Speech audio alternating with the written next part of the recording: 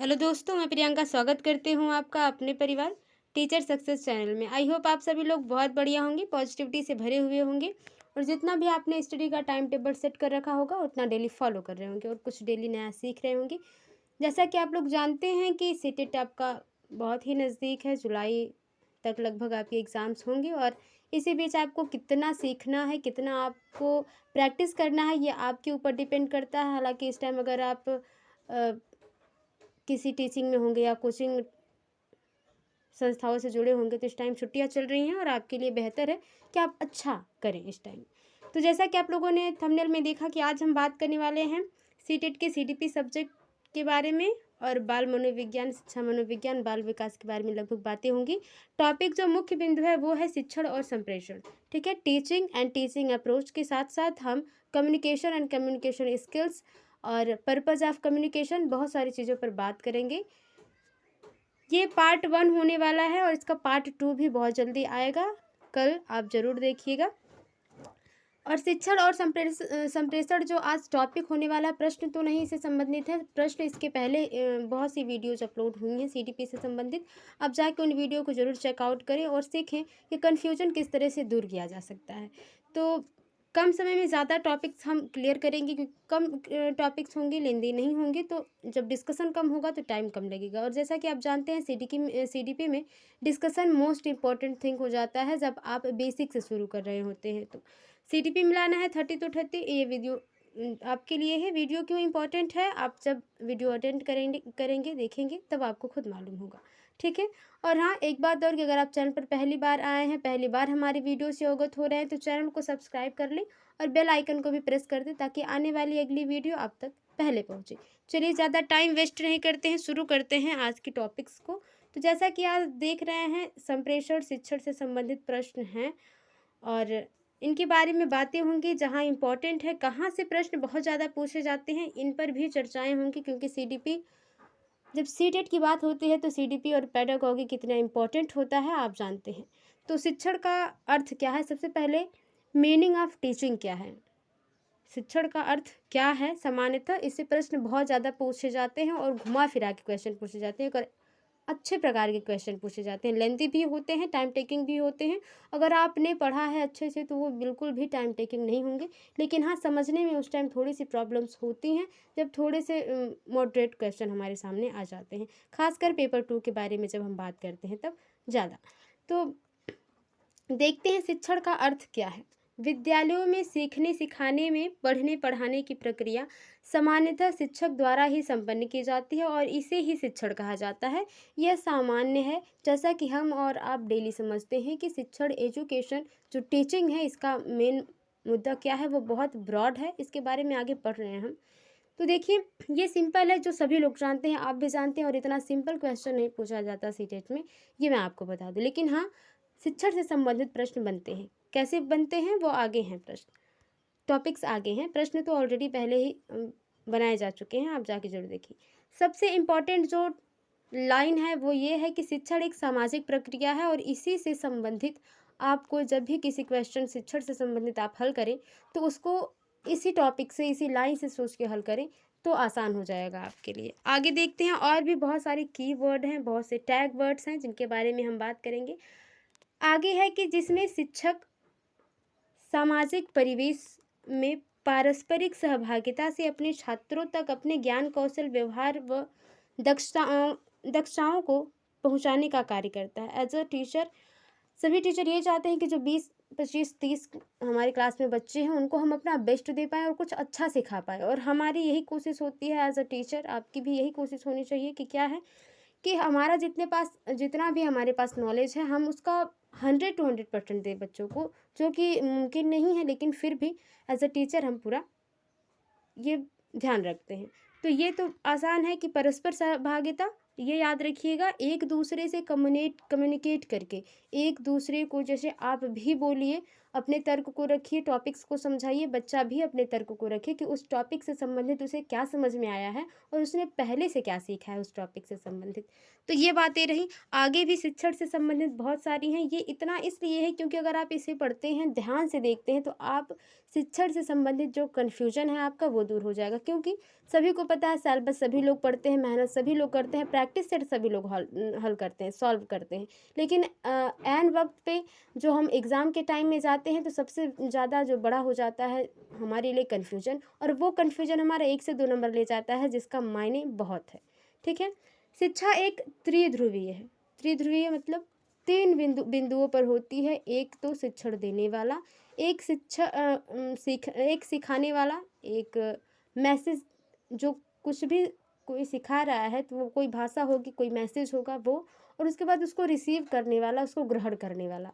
ठीक है। 3 होते हैं। एक मैसेज होगा, जो मैसेज दिया जाएगा वो शिक्षक, और जो मैसेज आप लेंगे शिक्षक के द्वारा एज अ स्टूडेंट, तो ये 3 ध्रुवीय त्रिध्रुवीय हो जाता है शिक्षा।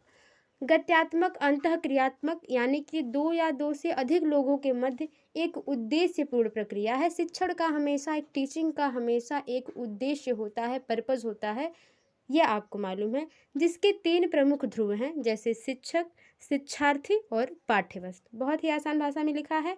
शिक्षक जो आपको सिखाने वाले हैं किसी चीज़ को, शिक्षार्थी आप सीखेंगे और क्या सीखना है, ये पाठ्यवस्तु जिसे आप कहते हैं, ये त्रिध्रुवीय हो जाता है और ये 3 प्रमुख ध्रुव हैं। देखिए शिक्षण का सामान्य अर्थ क्या है। शिक्षण का सामान्य अर्थ है ज्ञान प्रदान करना तथा तथ्यों का बोध कराना। जो भी हमारे पास नॉलेज है या जो भी आप सीखना चाहते हैं उसे सिखाना एज अ टीचर, ये आपकी रिस्पॉन्सिबिलिटी है, हमारी रिस्पॉन्सिबिलिटी है। और तथ्यों का बोध कराने की कहाँ पे नेगेटिव चीज़ें हैं, कहाँ पे पॉजिटिव चीज़ें हैं, और किस एरिया में आपको जाना चाहिए, किस लिए, किस एरिया में आप सुटेबल हैं। अधिकतर आप जब इंटर के बाद इंटर कर लेते हैं तो उसके बाद आपको कन्फ्यूजन होती है कि मुझे किस एरिया में जाना चाहिए, कौन सी क्लासेस अब करनी चाहिए, क्या बनना चाहता हूँ मैं या चाहती हूँ। इस प्रकार के टॉपिक्स आ जाते हैं जिसमें हमारे जो है माता पिता, भाई बहन, और सबसे बड़ा रोल मुझे लगता है कि शिक्षक अदा करते हैं, क्योंकि उन्हें पता होता है कि आप किस लाइन में बेहतर कर सकते हैं और आपको खुद पता होता है। तो ये तथ्यों का बोध कराना रहता है। फिर शिक्षण का व्यापक अर्थ है, क्योंकि आप जानते हैं शिक्षा मनोविज्ञान, बाल मनोविज्ञान अपने आप में जो ये टॉपिक्स है वो बहुत ही ब्रॉड है, और इससे संबंधित प्रश्न जो बनते हैं वो बहुत ही अच्छे लेवल के बनते हैं। तो शिक्षण का जो व्यापक अर्थ है वो क्या है। व्यापक अर्थ में शिक्षण मनुष्य के जीवन में निरंतर चलने वाली प्रक्रिया है, जिसे विकास शिक्षण, क्यों ये मिलते जुलते हैं, क्योंकि विकास भी निरंतर जीवन पर्यंत चलने वाली प्रक्रिया है, और शिक्षण भी जीवन पर्यंत चलने वाली प्रक्रिया है, चाहे वो क्लास में हो या नॉर्मल लाइफ में। आप डेली मरते दम तक कुछ ना कुछ नया सीखते रहते हैं और लोगों को सिखाते रहते हैं। तो निरंतर चलने वाली प्रक्रिया है विकास भी और शिक्षण भी। तो कन्फ्यूजन में न रहें, जब भी ऑप्शंस आएँ तो ऑप्शंस के हिसाब से क्वेश्चन को ट्रीट करें, जिसके अंतर्गत सभी व्यक्ति, वस्तुएं, वातावरण, साधन, माध्यम व घटनाएं व्यक्ति को जन्म से मृत्यु तक कुछ न कुछ सिखाती हैं, जो अभी अभी हम लोगों ने बातें कर ली। आगे देखते हैं अगला क्या है टॉपिक। अगला है कि गेज के अनुसार। आप जानते हैं कि जितने भी मनोवैज्ञानिक रहे हैं उन्होंने अपनी अपनी टॉपिक्स पर अलग अलग मत दिए हैं, जिनको जानना हमें बहुत ज़रूरी है, क्योंकि यहाँ से संबंधित प्रश्न पूछे जाते हैं, और ये दो राय नहीं है इसमें कि प्रश्न पूछे जाएंगे, चाहे वो शिक्षण से संबंधित हो, संप्रेषण से संबंधित हो। सबसे ज़्यादा जो कथन पूछे जाते हैं वो सीखने यानी कि लर्निंग से संबंधित प्रश्न पूछे जाते हैं। उसमें भी टॉपिक्स आएंगे, वीडियोज आएंगे, थोड़ा टाइम लगेगा। देखिए गेज के अनुसार गेज जी क्या कहते हैं कि शिक्षण एक प्रकार की पारंपरिक प्रभाव है, पारस्परिक, एक साथ कम्युनिकेट करके, जिसका उद्देश्य है दूसरे व्यक्ति के व्यवहारों में वांछित परिवर्तन लाना। आप कुछ सीखना चाहते हैं, जब आप कुछ सीखना चाहेंगे तो नॉर्मल सी बात है कि आप अपने आप में इम्प्रूवमेंट देखना चाहते हैं, और वो अपनी इच्छा से आप सीखना चाहते हैं। तो जब आप अपनी इच्छा से सीखना चाहते हैं तो आपके व्यवहार में परिवर्तन होगा, ये गेज के अनुसार गेज जी ने कहा है। देखिए teaching is an act of interpersonal influence aimed at changing the way in which other person can और विल बिहेव। इसका मतलब यही है जो हिंदी में ऊपर लिखा गया है, कि यही कहा जा रहा है कि जो सामने वाला व्यक्ति है वो अपने आप में क्या परिवर्तन चाहता है और किस प्रकार का व्यवहार चाहता है, वो शिक्षण के माध्यम से सिखाया जाता है, ये गेज जी कहते हैं। आगे देखिए क्या है कि रॉयंस के अनुसार, रॉयंस जी क्या कहते हैं कि दूसरों को सिखाने के लिए दिशा निर्देश देने तथा अन्य प्रकार से उन्हें निर्देशित करने की प्रक्रिया को शिक्षण कहा जाता है। अब देखिए, teaching is concerned with the activities which are concern with guidance और direction of the learning of others. दूसरों से जो सीखते हैं हम और उससे जो सीख कर हमारे व्यवहार में परिवर्तन आता है वही शिक्षण कहलाता है। ये कौन कह रहे हैं? रॉयंस जी कह रहे हैं। देखिए, कहने के तरीके एक ही, कहने का जो मुद्दा होता है, उद्देश्य होता है, वो कहीं न कहीं एक ही होता है, बस कहने का तरीका जो होता है सभी मनोवैज्ञानिकों का अलग-अलग होता है। ठीक है? तो ये बात रही शिक्षण से संबंधित परिभाषाओं की, जो अलग-अलग मनोवैज्ञानिकों ने दी है। देखिए, उत्तम शिक्षण की विशेषताएँ क्या हो सकती है? कैरेक्टरिस्टिक ऑफ गुड टीचिंग, एक बेहतर टीचिंग के लिए उसकी विशेषताएं क्या हैं? तो शिक्षण की विशेषताओं से प्रश्न पूछता है और एक अच्छे प्रकार का प्रश्न पूछता है। जो ऑप्शंस होते हैं वो बहुत लेंदी होते हैं। अगर आपने हल किया होगा प्रैक्टिस सेट प्रीवियस ईयर, खासकर जो भी अभी सीटेट हुआ है, तो आप जानेंगे कि किस प्रकार के प्रश्न बन रहे हैं। अच्छे शिक्षण में वांछित सूचनाएं प्राप्त की जाती हैं। जैसा हम चाहते हैं, जैसा व्यक्ति चाहता है सामने वाला, उस प्रकार का उसमें परिवर्तन होता है। ये सही है। यह आदेशात्मक न होकर निर्देशात्मक व जनतंत्र आदर्शों पर आधारित होता है, अर्थात हर छात्र महत्वपूर्ण है। ठीक है, शिक्षण ये भी कहता है, बाल विकास भी ये कहता है, समावेशी शिक्षा भी यही कहती है और बाल केंद्रित शिक्षा भी यही कहती है कि अगर 20 बच्चे आपकी क्लास में हैं तो 20 बच्चे उतने ही इम्पोर्टेंट है जितना कि एक तेज बच्चा, उसी तरह से। ठीक है, और ये आदेशात्मक, इसमें आप आदेश नहीं दे रहे हैं, आप इसमें निर्देश दे रहे हैं, जो वाइगोत्स्की साहब कहते हैं। वाइगोत्स्की साहब क्या कहते हैं कि वो कहते हैं कि बच्चा बहुत कुछ अपने आप से कर सकता है, लेकिन जहाँ पे वो अटकता है उसमें थोड़ी सी उसको हेल्प की ज़रूरत होती है, जिसे वो पाड़ कहते हैं। और उस टाइम में अगर कोई बड़ा व्यक्ति उसमें थोड़ा सा सहयोग दे देता है तो बच्चा बेहतर कर पाता है।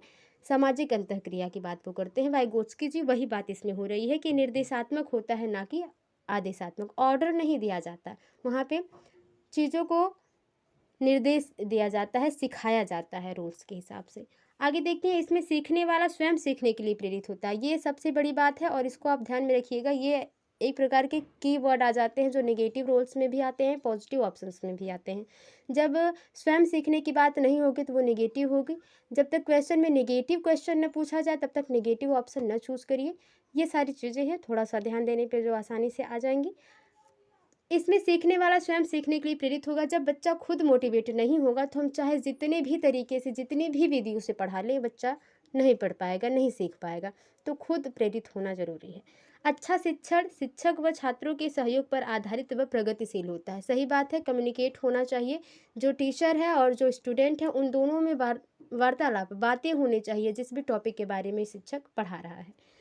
उत्तम शिक्षण में छात्रों को की कठिनाई को जानकर उन्हें दूर करने का प्रयास किया जाता है, जिसे उपचारात्मक शिक्षण कहते हैं। इसके बारे में बहुत सारी बातें होंगी आगे, क्योंकि आप जानते हैं कोई भी सब्जेक्ट अपने आप में अथाह होता है, लेकिन जहाँ से प्रश्न पूछे जाते हैं वो टॉपिक्स जरूर आपके सामने आएंगे। तो जब कठिनाइयाँ हों, बच्चों में कोई प्रॉब्लम्स हो, तो उसमें उसको क्या करते हैं, सॉल्व किया जाता है। ये शिक्षण का उद्देश्य है, ये विशेषता है और इसी को आप उपचारात्मक शिक्षण कहते हैं। ठीक है, आगे देखते हैं। इसमें छात्र सदैव क्रियाशील रहते हैं तथा उनकी अंतर्निहित क्षमताओं का विकास होता है। ठीक है, उसमें उनके अंदर क्या वो सीखना चाहते हैं वो उनके अंदर होता है और वो सदैव सक्रिय होते हैं, निष्क्रिय नहीं होते, सीखने के लिए तत्पर होते हैं। यह प्रेरणात्मक व सृजनात्मक होता है, सही बात है। ये मोटिवेशनल होता है और क्रिएटिविटी पूर्ण होता है, ये सही बात है। उत्तम शिक्षण में छात्रों की व्यक्तिगत विभिन्नताओं को ध्यान में रखा जाता है। ये देखिए सबसे इम्पॉर्टेंट है और इससे प्रश्न पूछे जाते हैं और अच्छे प्रकार के प्रश्न पूछे जाते हैं। जिन टॉपिक्स को मैं कह रही हूँ कि यहाँ से प्रश्न पूछे जाते हैं, अगर आपको प्रूफ करना है तो आप प्रैक्टिस हल करिए या प्रीवियस ईयर क्वेश्चंस हल करिए, आपको यहाँ से संबंधित प्रश्न मिलेंगे और डेफिनेटली मिलेंगे। ठीक है, व्यक्तिगत विभिन्नताएं होनी चाहिए। कहने का मतलब है कि जो क्लास में 20 बच्चे हैं वो एक समान नहीं होंगे और 20 बच्चे जिस प्रकार से हैं, जो बच्चा तेज सीखता है, जल्दी सीखता है, देरी से सीखता है, नहीं याद कर पाता, उसको टाइम लगता है याद करने में, चीज़ें सीखने में टाइम लगता है, तो उसको उसी तरह से टाइम दिया जाए, उसी तरह से ट्रीट किया जाए। तो ये व्यक्तिगत विभिन्नताओं को ध्यान में रखा जाए, हर प्रकार के बच्चों को उनके प्रकार के तरीके से सिखाया जाए। आगे देखते हैं, अगला क्वेश्चन क्या है, शिक्षण के उद्देश्य, पर्पस ऑफ टीचिंग क्या है। आखिर शिक्षण क्यों इम्पॉर्टेंट है और उद्देश्य क्या है इसका। ठीक है, विद्यार्थियों का सर्वांगीण विकास। शिक्षण टीचिंग में क्या किया जाता है कि सिर्फ मानसिक, शारीरिक, तर्क करने की क्षमता पे ही नहीं निर्भर होती हैं चीज़ें, सर्वांगीण विकास किया जाता है उसमें, यानी कि बच्चा तर्क करने में बेहतर हो, सोचने में बेहतर हो, विलक्षण प्रतिभा वाला हो, और उसमें जो बच्चे में शारीरिक, मानसिक जो क्रियाएं हो रही हैं वो भी बेहतर हो। इसी की वजह से जो स्कूलों में प्रोजेक्ट विधियाँ होती हैं, खेल विधि होती है, फुटबॉल प्लेइंग सारी चीज़ें कराई जाती हैं, गार्डनिंग कराई जाती है, ताकि बच्चा एक्टिव होकर चीज़ों को करे और उसका सर्वांगीण विकास हो, उसका उसका पोषण भी, आहार भी सही तरीके से मिले, और बच्चा तर्क करने में, सोचने में, अपनी बात को रखने में अच्छा प्रदर्शन कर पाए। विद्यार्थियों को सीखने के लिए प्रोत्साहित करें। ठीक है, शिक्षण का उद्देश्य है कि बच्चा जो डीमोटिवेट है उसे मोटिवेटेड किया जाए कि बेटा आप ये कर सकते हो, और ये इम्पोर्टेंट है, इसको याद रखिएगा। छात्रों में आत्मविश्वास की भावना जागृत करना। हाँ, बच्चे को इस प्रकार से सिखाना है कि बच्चा जो डीमोटिवेटेड हो उसके अंदर ये हो कि मैं कर सकता हूँ और ये मेरे लिए ही काम बना है, अगर इस बार नहीं हुआ तो अगली बार अच्छा होगा। ठीक है, ये बच्चों में लाना है। छात्रों की मूल प्रवृत्तियों को सही दिशा देना। जैसा कि आप जानते हैं, चाहे कोई भी अवस्था होती है, मूल प्रवृत्तियों के बारे में आपके मैकडूगल विलियम मैकडूगल साहब जी बात करते हैं, और मूल प्रवृत्तियों के अलग अलग संवेग होते हैं, आप जानते हैं, जहाँ से संबंधित प्रश्न पूछे जाते हैं। यूपी टेट में बहुत सारे क्वेश्चन पूछे गए थे। सी टेट में फिलहाल मूल प्रवृत्तियों से संबंधित प्रश्न मॉडरेट से जो क्वेश्चन आए थे, मॉडरेट लेवल के आए थे, डायरेक्ट क्वेश्चन नहीं पूछे गए थे मूल प्रवृत्तियों, लेकिन संवेग से संबंधित प्रश्न हमेशा होते हैं। तो उन जो किशोरावस्था में संवेग होता है, वहाँ पे प्रेम, क्रोध, एक साथ पूरा तनाव का जो माहौल होता है किशोरावस्था में, वहाँ पे किस प्रकार से बच्चों को सही निर्देश दें। अगर कोई बच्चा क्रोधित है तो वो किस एरिया में जाएगा कि वो अपने क्रोध को, अपने एंगर को एक अच्छी जगह, एक सही तरीके से यूज़ कर पाए, तो उसको सही दिशा देना है। छात्रों को स्वावलंबी बनाना है, वो दूसरों पे निर्भर ना हो, खुद कॉन्फिडेंटल हो। उनमें व्यावसायिक दक्षता उत्पन्न करना भी शिक्षण का उद्देश्य है कि वो व्यवसाय में अपने लाइफ को किस प्रकार से इम्प्रूव कर सकते हैं। ये चीज़ें भी इम्पॉर्टेंट करती हैं शिक्षण के उद्देश्य पर। छात्रों में नेतृत्व क्षमता हो कि वो कई लोगों को साथ अपने साथ कई लोगों को चीज़ों को सिखा सके और मोटिवेट कर सके। नैतिक व सामाजिक मूल्यों का विकास करना भी शिक्षण का उद्देश्य है। किस प्रकार से किसके सामने बैठना है, बड़ों से किस प्रकार बात करनी है, कौन से सब्जेक्ट को किस प्रकार पढ़ना है, ये सारी चीज़ें। छात्रों को स्वस्थ, स्वच्छता वह अपने परिवेश के प्रति जागरूक बनाना है। हाँ, जिस इन्वायरमेंट में बच्चा रह रहा है, जैसे कि वातावरण से संबंधित प्रश्न, पर्यावरण को किस प्रकार से सुरक्षित किया जा सकता है, इन सभी बातों का भी प्रभाव पड़ता है, और शिक्षण का ये उद्देश्य भी है, मुख्य उद्देश्य है। इसी वजह से पर्यावरण पढ़ाया जाता है। छात्रों का मार्गदर्शन करना, क्योंकि उचित समय पर प्राप्त मार्गदर्शन सफलता दिलाने में सहायक होता है। जैसा कि मैंने अभी भी बात किया था कि इंटर में जब हम होते हैं उसके बाद हमें पता नहीं होता कि हम किस किस सब्जेक्ट में बढ़िया हैं और किस में कर पाएंगे, है कि नहीं। कभी कभी हम हॉबी की वजह से चीज़ों को चूज़ कर लेते हैं और जो हमारे लिए गलत साबित होती हैं। तो ये जो छात्रों का मार्गदर्शन करना है, ये बहुत सही समय पे सही मार्गदर्शन देना इम्पॉर्टेंट होता है। आगे देखते हैं अगला क्या है, अगली बात क्या है, शिक्षण के सिद्धांत। ठीक है, देखिए, शिक्षण के सिद्धांत और शिक्षण के सूत्र अलग अलग होते हैं। शिक्षण के सूत्र से संबंधित बहुत प्रश्न पूछे जाते हैं, और शिक्षण के सिद्धांत से प्रश्न जो है मॉडरेट लेवल के प्रश्न पूछे जाते हैं। ऑप्शंस देखते हैं। निश्चित उद्देश्यों का सिद्धांत। शिक्षण के सिद्धांत में निश्चित उद्देश्य होता है कि मान लीजिए पाठ्यक्रम जो है वो निश्चित है कि आज वृक्ष के बारे में पढ़ाना है तो आज वृक्ष के बारे में पढ़ाना है, और उसके विभिन्न अंगों के बारे में पढ़ाना है, तो निश्चित उद्देश्य है। अनुकूलता का सिद्धांत, बच्चों को किस प्रकार से वातावरण में ढालना है, स्कूली वातावरण में या जहाँ पे भी बच्चा सीख रहा है उस वातावरण में किस प्रकार से ढालना है, वो शिक्षण का सिद्धांत है ये, जिसको अनुकूलता का सिद्धांत कहा जाता है। सक्रियता का सिद्धांत, जिसमें बच्चे और शिक्षक दोनों सक्रिय हों, कोई निष्क्रिय न हो, चाहे वो कोई भी विधि हो। जैसे कि छोटे बच्चे हो तो खेल विधि, बड़े बच्चे हो तो व्याख्यान विधि, छोटे बच्चे हो या बड़े बच्चे हो जिसमें भ्रमण विधि, प्रोजेक्ट विधि, ये सारी विधियाँ अपने आप में बच्चों को एक उनके लेवल पे सक्रिय रखती हैं, तो ये सक्रियता का सिद्धांत हो जाएगा। जनतंत्र व्यवहार का सिद्धांत, सभी बच्चे को एक समान ट्रीट करना है, यानी कि जो बच्चे हैं क्लास में 20 बच्चे हैं, उनको 20 तरीके से हैंडल करना है सिखाने में, लेकिन सबको एक निगाह से देखना है। उनका उनका जाति, धर्म और उनका बैकग्राउंड आपके लिए कोई मायने नहीं रखता। इस प्रकार से प्रश्न भी पूछे जाते हैं, और ऑप्शंस में दे दिया जाता है कि बच्चे का बैकग्राउंड, जो कि गलत होता है। ये निगेटिव एक टैग वर्ड है, आप याद रखिएगा। बैकग्राउंड से या बच्चे के पारिवारिक चीज़ों से नहीं कोई मतलब है, वहाँ बच्चों को सिखाना है। पूर्व अनुभव का सिद्धांत, बच्चे ने पहले से क्या सीखा है, बच्चे ने पहले से क्या सीखा है, ये जैसे कि प्रिंसिपल ऑफ पास्ट एक्सपीरियंस, बच्चे ने पहले से जो सीखा है, जो उसका अनुभव है, उसी से संबंधित चीज़ों को पढ़ाना, ताकि बच्चा कनेक्ट करके चीज़ों को सीख पाए। आई होप आपको चीज़ें समझ में आए होंगी, और जाके आप लोग वीडियोस देखिएगा जो शिक्षण और संप्रेषण से संबंधित हैं, और अच्छे प्रश्न हैं। शिक्षण की मनोवैज्ञानिक सिद्धांत देखिए, साइकोलॉजिकल प्रिंसिपल ऑफ टीचिंग बहुत ज़्यादा पूछा जाता है, और आप जानते हैं कि जो शिक्षण के सिद्धांत होते हैं वो इस टाइम बाल केंद्रित शिक्षा का रूप ले चुकी हैं, यानी कि चाइल्ड सेंटर्ड चीज़ें हैं। इस टाइम बाल केंद्रित शिक्षा का मनोविज्ञान की ही देन है, कि बच्चे को सेंटर में रख के चीज़ों को सिखाया जाएगा, और जो शिक्षक होगा वो एक प्रकार का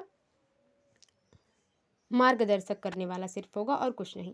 ठीक है, शिक्षण के मनोवैज्ञानिक सिद्धांत के यहाँ अभिप्रेरणा एवं रुचि का सिद्धांत, principle of motivation and interest, जब बच्चा इंटरेस्टेड होगा जिस चीज़ में, उसी चीज़ में बच्चा अपना अच्छा कर पाएगा। ठीक है, तो उसको मोटिवेट भी करना है, और बच्चे के इंटरेस्ट के हिसाब से चीज़ों को सिखाना है।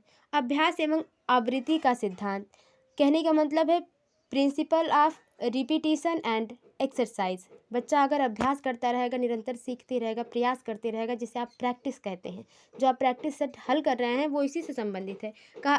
हमेशा हर टीचर आपको यही कहते होंगे कि प्रीवियस ईयर हल करिए, प्रैक्टिस सेट हल करिए। क्यों? क्योंकि इससे आपका अभ्यास और आवृत्ति मतलब रिपीटिशन, जिसे रिवीजन आप हमेशा रिवीजन करते हैं चीज़ों को, जिससे चीज़ें आपको कंसंट्रेटली याद हो जाती हैं, और वो स्थिर हो जाता है ज्ञान। ठीक है, तत्परता का सिद्धांत प्रिंसिपल ऑफ रेडीनेस, हमेशा बच्चा क्या हो, तत्पर हो चीज़ों को सीखने के लिए, बोरियत ना हो बच्चे में, तो बच्चा आसानी से सीख लेगा। परिवर्तन, विश्राम तथा मनोरंजन का सिद्धांत, principle of change, rest and recreations, बच्चा जब परिवर्तन जब हो, उसके अनुकूल हो, बच्चे को आराम भी मिले, और मनोरंजन के सिद्धांत के हिसाब से अगर शिक्षण को पढ़ाया जाएगा तो वो बेहतर सीख पाएगा। प्रतिपुष्टि एवं पुनर्बलन का सिद्धांत, देखिए कुछ ऐसे मनोवैज्ञानिक हैं जो पुनर्बलन को नहीं मानते, लेकिन कुछ ऐसे मनोवैज्ञानिक जो पुनर्बलन को मानते हैं। जैसे कि नियम अलग अलग हैं, और वो टॉपिक्स जिनका अगर मैं नाम लूँगी उस पर संबंधित बहुत सी बातें हो जाएंगी, तो अभी उस टॉपिक्स को छोड़ते हैं, यहाँ पे बात करते हैं पुनर्बलन। जैसे कि अगर ये कह दिया गया कि बच्चा अगर आप क से ज्ञ तक सुनाएंगे तो आपको एक टॉफ़ी देंगे या 5 रुपया देंगे, तो ये एक प्रकार का पुनर्बलन हो गया, जिससे बच्चा और भी तेज़ी से चीज़ों को सीखेगा। लेकिन इसका एक नेगेटिव पहलू भी है कि बच्चे को आदत हो जाएगी पुनर्बलन पर, वो हमेशा कुछ पाने के लिए चीज़ों को सीखेगा, और जो कि स्थिर नहीं होता है।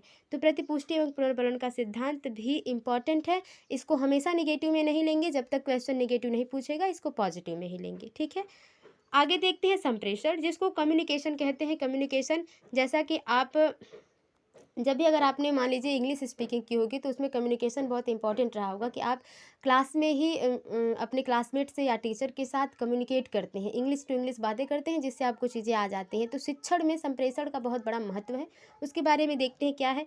संप्रेषण एक ऐसी प्रक्रिया है जिसमें व्यक्ति परस्पर सामान्य अवबोध के माध्यम से आदान प्रदान करने का प्रयास करता है। अपनी चीज़ों को, अपने विचारों को दूसरों तक पहुँचाने का काम संप्रेषण के द्वारा होता है, जिसको आप हिंदी व्याकरण में व्याकरण की संज्ञा देते हैं।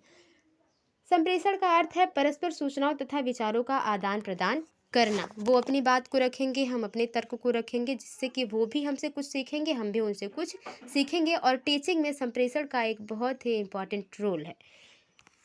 एंडरसन क्या कहते हैं संप्रेषण के बारे में? संप्रेषण एक गत्यात्मक प्रक्रिया है जिसमें व्यक्ति चेतन तथा अचेतन, चेतन मतलब पूरे अपने होशो आवास में, और अचेतन जिसमें आधा आधा चीज़ें याद हों, आधी चीज़ें याद न हों, जिसके बारे में सिगमंड फ्रायड बात करते हैं। वो मस्तिष्क के चेतन, अचेतन और अर्धचेतन के बारे में बात करते हैं सिगमंड फ्रायड से। तो देखिए, सारी कड़ियाँ एक दूसरे से जुड़ी हुई हैं, अगर आप अच्छे से पढ़ेंगे तो मुझे नहीं लगता कि आपको कोई प्रॉब्लम होगी। ठीक है, तो चेतन और अचेतन मन से दूसरों के संज्ञानात्मक ढांचे को सांकेतिक रूप में उपकरणों या साधनों द्वारा प्रभावित करते हैं। तो जो एंडरसन है ये थोड़े से टफ हमेशा लिखते हैं, इनकी जो लैंग्वेज होती है वो सीधी नहीं होती है, फिलहाल आपको याद करनी है, और संप्रेषण से संबंधित कथन नहीं पूछे जाते, फिलहाल है तो याद कर लीजिएगा। आगे देखते हैं क्या है लिगन्स के अनुसार। लिगन्स क्या कहते हैं कि संप्रेषण वह प्रक्रिया है जिसके द्वारा दो या दो से अधिक लोग विचारों तथा भावनाओं तथा प्रभावों आदि का इस प्रकार से लेन देन करते हैं कि सभी लोग प्राप्त संदेशों को समझ जाते हैं। जैसे कि आप हमसे कोई बात करें, इंग्लिश स्पीकिंग सीख रहे हैं, तो आप हमसे इंग्लिश में बात करें तो हम भी आपसे कुछ नए वर्ड सीखेंगे, आप भी हमसे कुछ नए वर्ड सीखेंगे। तो ये कम्युनिकेशन का एक अच्छा है और लीगल्स भी यही कहना चाहते हैं। ठीक है। और संप्रेषण में संदेश देने वाले तथा संदेश ग्रहण करने वाले के मानसिक संदेशों के माध्यम से समन्वय स्थापित किया जाता है कि क्या वो कैसा कह रहे हैं बात, मैं कैसी बात कर रही हूँ या कर रहा हूँ, ये इंपॉर्टेंट करता है कम्युनिकेशन पर। और वो जो संदेश मिलता है वो एक दूसरे दोनों को बराबर मिलता है। तो लीगल्स के अनुसार ये बातें हैं। आगे देखते हैं अगली चीज़ें क्या हैं। आगे है संप्रेषण की विशेषताएं। ठीक है। Characteristic of communication. ठीक है। संप्रेषण एक पारस्परिक संबंध स्थापित करने की एक प्रक्रिया है। कम्युनिकेशन क्या करता है कि एक, दो या दो से अधिक लोगों के मध्य एक संबंध स्थापित करता है। सही। इससे विचार विमर्श तथा विचार विनिमय पर विशेष ध्यान दिया जाता है कि हाँ, जब हम क्लास में रहते हैं तो संप्रेषण ही तो होता है। जो हमारे टीचर हमसे बातें करते हैं, टीचिंग कराते हैं, तो संप्रेषण ही तो मुख्य रूप से होता है, जिसमें टीचर जो होते हैं वो शिक्षण के विशेष पहलू होते हैं और शिक्षार्थी भी, और एक पाठ्य वस्तु भी, जो त्रिध्रुवीय हम लोगों ने पढ़ी शिक्षण के बारे में वो बातें हुई। ठीक है। यह वह प्रक्रिया है, अर्थात इसमें यह वही प्रक्रिया है, अर्थात इसमें दो पक्ष होते हैं, एक संदेश देने वाला, दूसरा संदेश ग्रहण करने वाला संप्रेषण में। लेकिन शिक्षण में 3 विधियां हैं। एक संदेश, दूसरा संदेश देने वाला, तीसरा संदेश ग्रहण करने वाला। जब कुछ बताने के लिए नहीं होगा तो शिक्षक की ज़रूरत क्या होगी? जब शिक्षक ही नहीं होगा तो कोई बताएगा क्या? ठीक है। और जब शिक्षार्थी ही नहीं होगा तो सुनेगा कौन, सीखेगा कौन? ये सारी चीज़ें हैं। संप्रेषण प्रक्रिया एक उद्देश्य युक्त प्रक्रिया है। जैसे शिक्षण का एक उद्देश्य है, उसी तरह संप्रेषण का भी एक उद्देश्य होता है। हम किसी से बात करते हैं, हाल चाल करते हैं और बताइए भाई कैसे हैं, किस प्रकार से रह रहे हैं, आपकी पढ़ाई कैसे चले, तो ये एक उद्देश्य है, हम उनके बारे में जानना चाहते हैं। तो ये उद्देश्यपूर्ण होता है संप्रेषण। संप्रेषण में मनोवैज्ञानिक सामाजिक पक्ष जैसे विचार, संवेदनाएं, भावनाएं तथा संवेग समावेशित होते हैं। तो सही बात है, जब हम संप्रेषण करते हैं, कम्युनिकेट करते हैं, तो उसमें विचारों का आदान प्रदान होता है, संवेगों का आदान प्रदान होता है, और जो भावनाएं होती हैं उनका भी एक अच्छा योगदान होता है। क्योंकि बातों ही बातों में जो भावनाएं अच्छी हो सकती हैं, मूड आपका सही भी हो सकता है, नेगेटिव भी हो सकता है, पॉजिटिव, तो ये संप्रेषण की विशेषताएं हैं। प्रभावशाली संप्रेषण उत्तम शिक्षण के लिए एक बुनियादी तत्व है। सही बात है। जब भी आप जानते हैं कि जब भी आप कोई टॉपिक शुरू करते हैं तो हमेशा आप अपने क्लासमेट के साथ बैठ के बातें करते हैं उसी टॉपिक के बारे में, तो आपकी जो कन्फ्यूजन होती है वो क्लियर हो जाती है, जिसे ग्रुप डिस्कशन कहा जाता है। अधिकतर हम सभी लोग किए हैं जब भी हम लोगों ने पढ़ाई शुरू की है, या हाई स्कूल, इंटर में, सबसे ज़्यादा बीएससी बीएम जब हम रहते हैं, और ख़ासकर जब टॉपिक्स जूलॉजी बॉटनी हो मेरे हिसाब से, और जब बीए में इंग्लिश लिटरेचर हो, तो कम्युनिकेशन बहुत ज़्यादा होता है और एक अच्छा कम्युनिकेशन होता है। संप्रेषण के सिद्धांत क्या क्या हैं? स्पष्टता का सिद्धांत। जो भी हम बातें कर रहे हैं उसमें स्पष्टता होनी चाहिए, क्लियरनेस होनी चाहिए। ठीक है। आगे देखते हैं। क्योंकि एक संप्रेषण में क्लियरिटी बहुत ज़रूरी है। क्या आप बातें कर रहे हैं, ये इंपॉर्टेंट रखता है। ध्यान देने का सिद्धांत, प्रिंसिपल ऑफ अटेंशन। ठीक है। अब संप्रेषण क्यों किया जाता है? कि हम दूसरे की बातों को अटेंड कर पाएँ, उनसे कुछ सीख पाएँ, अटेंशन ले पाएँ उनका। प्रतिक्रिया का सिद्धांत, प्रिंसिपल ऑफ फीडबैक देते हैं। जैसे कि अगर हमने कोई टॉपिक शुरू किया अपने शिक्षक के सामने, हम डिस्कशन कर रहे हैं कि आज हम बात करेंगे संप्रेषण पर, और अपने टीचर से संप्रेषण के बारे में ही संप्रेषण कर रहे हैं, तो क्या होगा? तो जो भी इम्पोर्टेंट चीज़ें होंगी उधर से हमें फीडबैक मिलेगा कि हाँ, आपने बहुत अच्छा किया, नहीं आपको और मेहनत करने की ज़रूरत है, आप थोड़ा और अच्छा कर सकते हैं। इस प्रकार के फीडबैक हमें मिलेंगे। अनौपचारिकता का सिद्धांत। देखिए, चारिकता क्या है? Principle of इनफॉर्मेलिटी।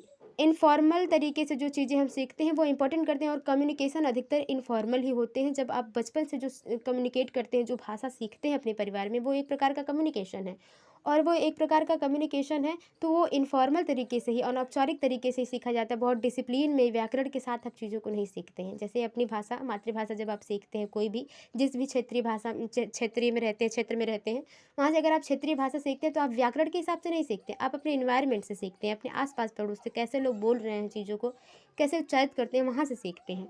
ठीक है।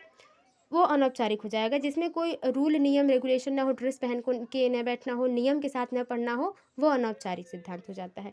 संगतता का सिद्धांत। देखिए, प्रिंसिपल ऑफ कंसिस्टेंसी, जो यह सिद्धांत बताता है कि संचार हमेशा नीतियों, योजनाओं, कार्यक्रमों और संगठन के उद्देश्य के अनुरूप होना चाहिए, न कि संघर्ष के। कहने का मतलब है कि जो आपके आसपास पड़ोस में हो रहा है, जो नियम चल रहे हैं, जो इम्प्रूवमेंट हो रहे हैं आपके आसपास पड़ोस में, वो भी आपको लेना है। समयबद्धता का सिद्धांत, प्रिंसिपल ऑफ टाइमलीनेस, ठीक है। समयबद्धता आई थिंक टाइमलीनेस ही होनी चाहिए, ठीक है। तो समयबद्धता का सिद्धांत ये हो जाता है कि आपको ये बताता है कि समय के साथ एक उचित समय में एक उचित योजना बनाइए, चीज़ों को कम्युनिकेट करिए एक सही समय पे। पर्याप्तता का सिद्धांत, प्रिंसिपल ऑफ एडक्वेरी, इसमें क्या है कि ये सिद्धांत आपको बताता है कि आपको चीज़ें भले ही देर से सीखनी है लेकिन भ्रम में नहीं, ठीक है। और पर्याप्त जानकारी के साथ अगर चीज़ें आप सीखेंगे, जैसे इनफ चीज़ों को सीखेंगे तो आप एक अच्छे तरीके से सीखेंगे, लेकिन अगर आप अधूरी बातों को सीखेंगे तो उसमें आप भ्रम में पड़ सकते हैं। जैसे मैंने कहा ना कि सभी लोग सिलेबस कंप्लीट करते हैं, सभी लोग सिलेबस कंप्लीट कर लेते हैं, लिख लेते हैं, नोट बना लेते हैं, पढ़ लेते हैं, लेकिन कन्फ्यूजन नहीं दूर होती है। क्यों? क्योंकि कभी कहीं ना कहीं हमें कम्युनिकेशन करने का मौका नहीं मिलता, उस पर विचार विमर्श करने का मौका नहीं मिलता। आगे देखते हैं संप्रेषण के प्रकार। तो ये लास्ट स्लाइड है आपकी, और आधे घंटे भी हो गए लगभग। देखिए संप्रेषण के प्रकार, काइंड ऑफ कम्युनिकेशन क्या हो सकते हैं, शाब्दिक संप्रेषण और अशाब्दिक संप्रेषण। इससे बहुत कई ज़्यादा क्वेश्चन पूछे जाते हैं, और 2-3 क्वेश्चन पूछे जाते हैं, क्योंकि ये बहुत ही इंपॉर्टेंट हो जाता है जब संप्रेषण की बात आती है। तो घुमा फिरा के क्वेश्चन आते हैं, लेकिन आते हैं इससे संबंधित। शाब्दिक संप्रेषण, शाब्दिक जो शब्द बोल कर या लिख कर आप प्रतीत करते हैं वो शाब्दिक संप्रेषण हो जाएंगे। जो बातें आप चाहे बोल रहे हैं या लिख के, जैसे मौखिक संप्रेषण भी उसी में आता है और लिखित संप्रेषण भी। जब आप बोल के बातें करेंगे तो वो मौखिक संप्रेषण हो जाएगा, जो शाब्दिक संप्रेषण में आता है, और लिख के बातों को करेंगे तभी ये शाब्दिक संप्रेषण में आ जाएगा। ये याद रखिएगा कि संप्रेषण के 2 प्रकार होते हैं, शाब्दिक और अशाब्दिक। शाब्दिक में 2 होते हैं, मौखिक और लिखित। अशाब्दिक संप्रेषण में वाणी संप्रेषण, जब आप बातें करते हैं, आप कहते हैं कि जब आप एक अच्छे फॉर्मल तरीके से बात करते हैं तो जो सामने वाला है उस पर एक आप अच्छा प्रभाव डाल सकते हैं। देखिए मुझे लगता है मनोविज्ञान जो है वो आपकी पर्सनालिटी पे ही उतना ही वर्क करता है जितना कि आपके मस्तिष्क पर। क्योंकि मैंने ये देखा, अगर आप पढ़ने लगेंगे अच्छे से ना, तो आप खुद को खुद में बहुत इम्प्रूवमेंट पाएंगे। लोगों से किस प्रकार से बात करना है, किस प्रकार से बड़ों से, ये खुद सीख जाएंगे अगर अब तक कुछ प्रॉब्लम्स रही हैं तो। चक्षु संपर्क एवं मुख मुद्राएं, आई टू आई कंटेक्ट, जिसकी बात करते हैं। पर्सनालिटी, जहाँ पर्सनालिटी डेवलपमेंट की बात आती है, वहाँ पे हमेशा कहा जाता है कि जो सामने वाला है उसकी आंखों में देख के बात करिए आप, ताकि उसको ये लगे कि आप कॉन्फिडेंट हैं, है कि नहीं। और मुख मुद्रा, आपके चेहरे का हाव भाव, जो क्लास में बच्चे हैं या जो व्यक्ति आपके सामने है, वो चेहरे के हाव भाव से पकड़ लेते हैं कि जो शिक्षक है या जो व्यक्ति है सामने, वो किस प्रकार से हमें ट्रीट करेगा, है कि नहीं। जैसे क्लास में होते हैं बच्चे, अगर ज़्यादा शोर हो रहा है तो आपको पीटने का जो अधिकार तो नहीं है, ये मनोविज्ञान भी नहीं कहता, और सच में ऐसा नहीं होना चाहिए। लेकिन अगर आप बच्चे शोर कर रहे हैं तो आप थोड़ा सा इंप्रेशन दे देंगे गुस्सा वाला, एंगर वाला अपने चेहरे पे ना, तो मुख मुद्रा कर देंगे वैसा, तो बच्चा समझ जाएगा कि हाँ सर गुस्से में है, मैम गुस्से में है, तो शांत रहते हैं इस टाइम, ठीक है। तो आपके जो आई टू आई कॉन्टेक्ट है ये इंपॉर्टेंट करती है संप्रेषण में, और आपके चेहरे का हाव भाव इंपॉर्टेंट करता है। स्पर्श संपर्क, ये बहुत ज़्यादा इंपॉर्टेंट नहीं है। स्पर्श संपर्क मतलब जब भी आप बात करें तो उनको, उनके भावनाओं को छू लें कि क्या आप कहना चाहते हैं। जैसे बच्चे को क्या सीखना है उसको बताना न पड़े, आप उसके बाद बात में चीज़ों को जान लें कि बच्चा यही सीखना चाहता है और इस प्रकार से सीखना चाहता है। तो ये थे संप्रेषण और शिक्षण की कुछ बातें। आई होप आपको समझ में आई होंगी। इसका जो पार्ट 2 आएगा उसमें शिक्षण सूत्र के बारे में बात करेंगे, और एक अच्छा उसमें टॉपिक होगा, एक अलग प्रकार की उसमें एनर्जी होगी, उस पर बात की जाएगी। ये लास्ट स्लाइड है। आई होप आपको पसंद आया होगा। वीडियो थोड़ी सी भी हेल्पफुल लगी तो वीडियो को लाइक करें, शेयर करें, कमेंट बॉक्स में बताएं आपको वीडियो कैसी लगी। चैनल को सब्सक्राइब करें। मिलते हैं आपसे अगली वीडियो में, तब तक के लिए bye bye and take care, be motivated and be positive. Thank you.